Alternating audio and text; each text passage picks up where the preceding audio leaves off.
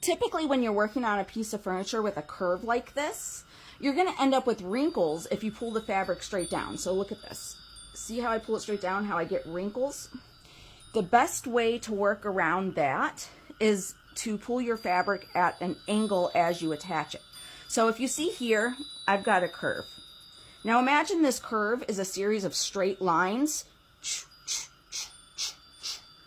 As I do each staple, I want my tension as I pull on it to be perpendicular to the straight line at that point. So if the straight line is going right this way, I'm going to pull my fabric perpendicular to that straight line. Put a staple. Now see the straight line's going this way. As it goes around the curve, each straight line follows a different path.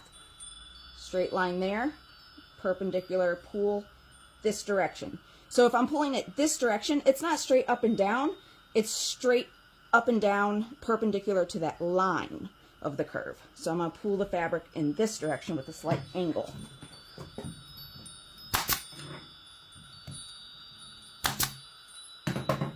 Sorry, not catching the wood there. I'm using shorter staples right now, so that way if I need to remove some, I can while working it. Now as I continue on this curve, there's a new straight line coming off the curve. I'm going to bring my fabric at a pull like this, perpendicular to where that straight line would be to the curve.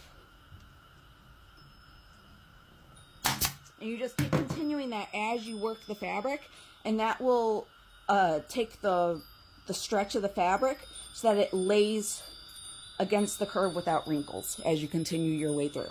So let's do another one. The curve's going this way, the straight line's right there. So then to be perpendicular to that straight line of the curve, I'd be pulling it like this.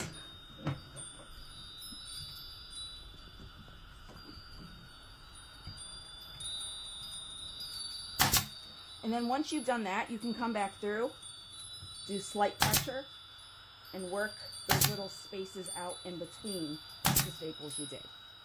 So now I don't end up with any wrinkles. So you just keep continuing that process around the curve until you're done.